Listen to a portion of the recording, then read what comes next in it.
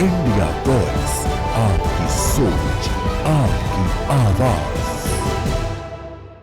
हम सब ने देखा कि पहलगांव के दूसरे दिन ही जिस तरह का राजनीतिक कार्टून भाजपा के ऑफिशियल हैंडल से पब्लिश किया गया और हमारे द्वारा घोर आपत्ति किए जाने पर हटाया गया, उसने साबित कर दिया कि भाजपा के लोग भी जानते हैं कि दुख की इस घड़ी में उन्होंने देश की भावनाओं के साथ बेहद शर्मनाक खिलवाड़ किया है। भाजपा बताए कि ऐसे संवेदनहीन लोगों के खिलाफ उन्होंने क्या कार्रवाई की है। ये अति गंभीर प्रश्न है कि जिन्होंने अपनों को खोया है उन पर दबाव डाल करके बयान भले बदलवा दिए जाएं, लेकिन भाजपा याद रखें, बयान बदलवाने से सच नहीं बदल जाता है। पहलगांव के शहीद सैनिक की पत्नी द्वारा देश हित में शांति और सौहार्द की अपील करने पर उनसे जिस तरह का दुर्व्यवहार और उपशब्द कहे गए, उससे हर महिला और सच्चा देश प्रेमी बहुत दुखी है, आहत और शर्मिंदा हुआ है। ये सब जानते हैं कि किन लोगों की हरकत थी। इस संदर्भ में और परिप्रेक्ष्य में हमने महिला आयोग को पुरजोर अपील की थी कि वो नारी की गरिमा के विरुद्ध गलत बयानी करने वालों के खिलाफ केवल शाब्दिक औपचारिकताएं न निभाएं और बल्कि सही से कार्रवाई करें, लेकिन उस पर भी कुछ नहीं किया सरकार ने। पहलगाम की पीड़ित महिलाओं के बारे में कहे गए बयान के लिए निंदनीय शब्द से निंदनीय शब्द तक को आपत्ति होगी। नारी वंदन की जगह नारी का अपमान, निंदा और हर संभव शोषण और उत्पीड़न करना ही भाजपा का असली चेहरा है, जो बेहद शर्मनाक है। पहलगांव में हुए आतंकवादी हमले के जवाब में एलजी साहब ने कहा कि वो इंटेलिजेंस फेलियर है, लेकिन यह नहीं बताया कि फेलियर क्यों हुआ है। अध्यक्ष महोदय, मैं उम्मीद करता हूं कि सरकार का ये जवाब जरूर आए कि फेलियर क्यों हुआ है। ऑपरेशन सिंदूर के नाम पर जो प्रचार किया गया वो भी निंदनीय है। सच तो यह है कि ऑपरेशन सिंदूर का होना ही सरकार की विफलता का प्रतीक है। इससे बड़ी विफलता सरकार की कोई नहीं हो सकती कि अध्यक्ष महोदय, हम और आप सब मिलकर के बैठ करके सिंदूर ऑपरेशन पर बहस करें, चर्चा करें। ऑपरेशन सिंदूर के दौरान विदेशी लोगों ने दावा किया कि उन्होंने उसे रुकवाया है। ये बात कई बार माननीय सदस्यों की तरफ से आई है कि आखिरकार किसने रुकवाया। हमसे हमारी संप्रभुता खंडित हुई है। संप्रभुता ही स्वतंत्रता की सुनिश्चित करती है। इधर आज़ादी के अमृतकाल का ढिंढोरा पीटा जा रहा है, उधर हमारी इंटीग्रिटी को चुनौती दी जा रही है। देश की विदेश नीति पूरी तरह फेल है। ऑपरेशन सिंदूर और पहलगांव की घटना पर दुनिया के किसी भी देश ने हमारा साथ नहीं दिया। ये हमारी विदेश नीति का संकट काल है। हमारे पड़ोसी देश या तो अतिक्रमण कर रहे हैं या हमारे साथ नहीं खड़े हैं। और अध्यक्ष महोदय, जो हमारे मंत्री जी हैं, जिनका क्षेत्र बिल्कुल सीमा पर है, उनसे बेहतर कोई नहीं जानता होगा कि आखिरकार पड़ोसी देश कितना हमारी सीमाओं पर अतिक्रमण कर रहा है। गंभीर नहीं है।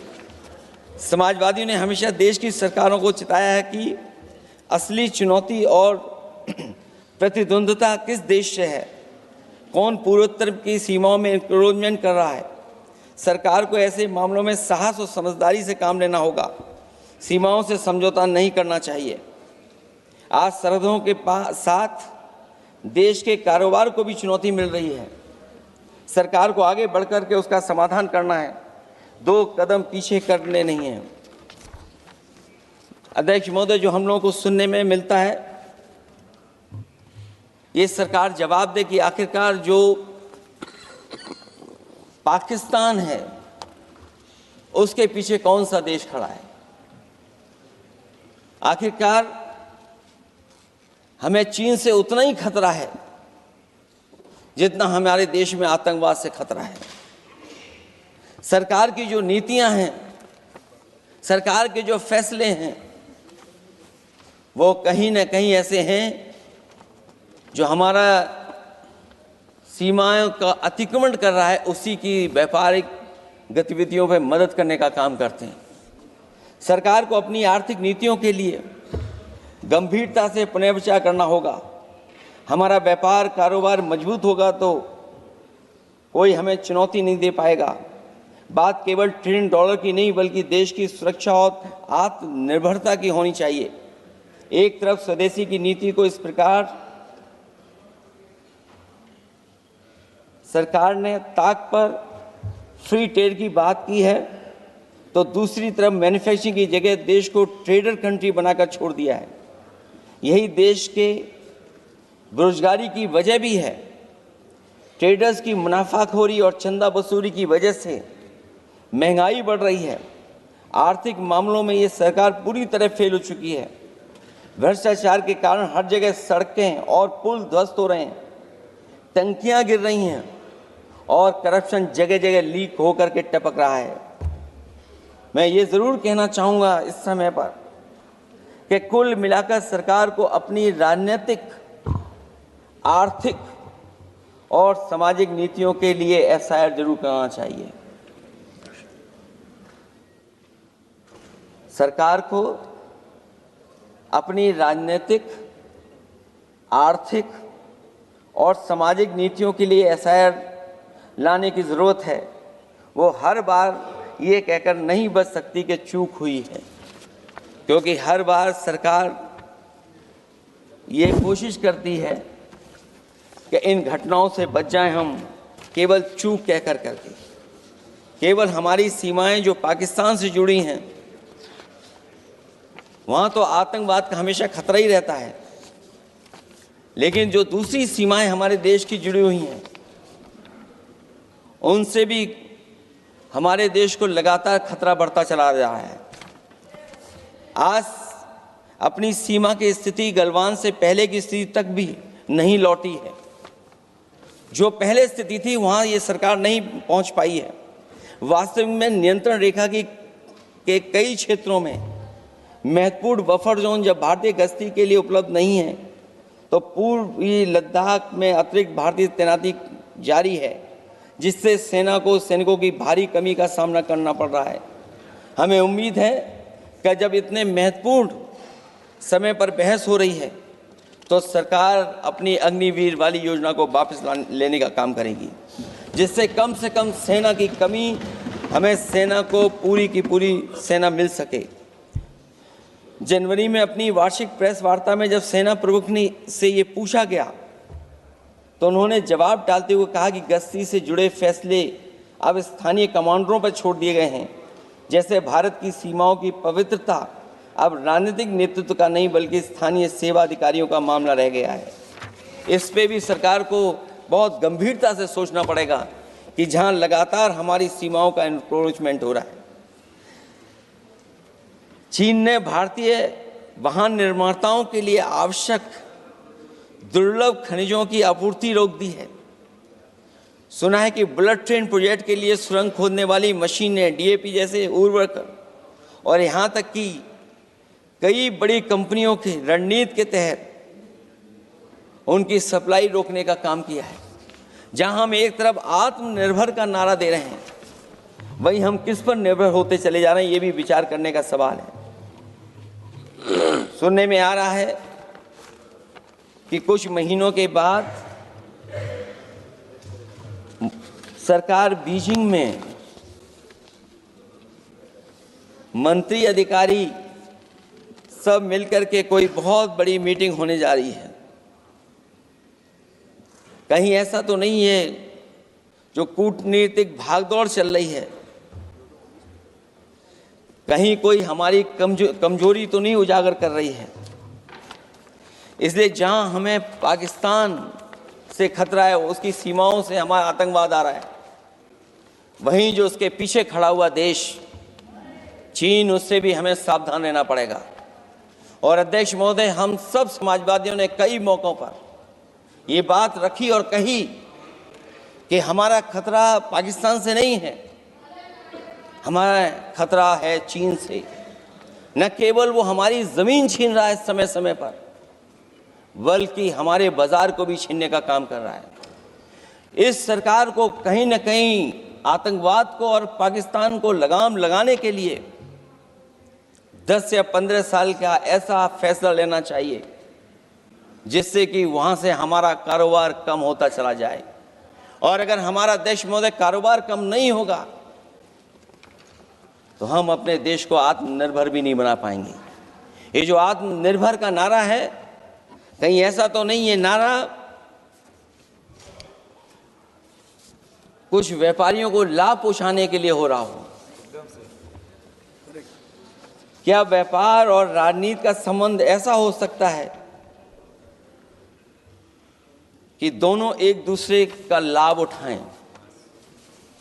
और याद रखें कि अगर हमें पाकिस्तान से खतरा है तो चीन राक्षस है, वो हमारी ज़मीन और हमारी बाजार दोनों छीन लेगा। मैं अंत में अपनी बात ख़त्म करने से पहले मैं कुछ सुझाव देना चाहता हूं। और मुझे याद है जब पिछली बार चीन से सवाल खड़ा हुआ था, ये सरकार पता नहीं कैसा फैसला लेती है। और मैं अभी विदेश मंत्री जी को जब सुन रहा था तो विदेश मंत्री जी ये कह रहे थे कि जो इंफ्रास्ट्रक्चर बन रहा है वो हमारा बहुत अच्छा इंफ्रास्ट्रक्चर बन रहा है। हम पुल अच्छे बना रहे हैं, हम सड़कें अच्छी बना रहे हैं, हम ब्रिजेस अच्छे बना रहे हैं।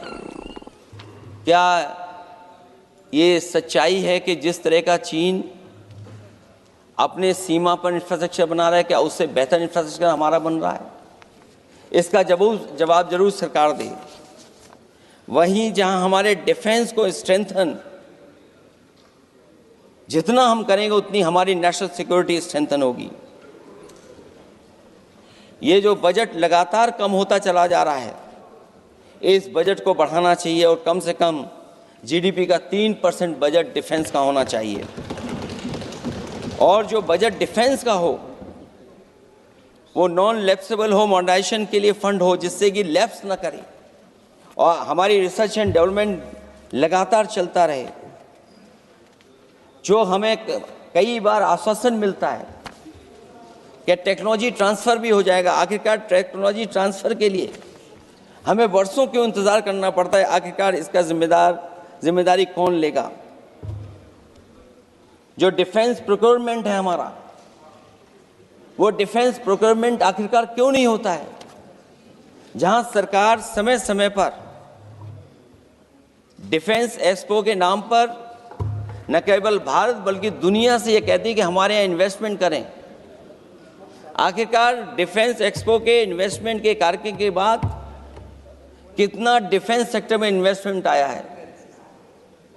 और साथ ही साथ जब आत्मनिर्भर की बात हो तो हमारे देश की अपनी रक्षा करने के लिए हमारे अपने लोग क्यों नहीं तैयार हो रहे हैं? यह सरकार इतना क्यों नहीं जोखिम उठा रही कि हम खुद तैयार हों उन चीज़ों को बनाने के लिए? इसलिए मैं एक बार फिर ये कहता हूं कि जहां पर सेना ने बहुत बहादुरी के साथ अपने पराक्रम के साथ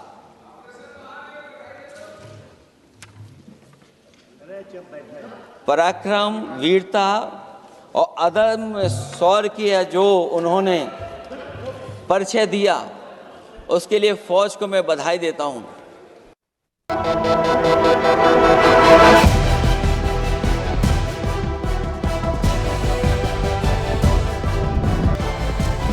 इंडिया टॉयज, आपकी सोच, आपकी आवाज।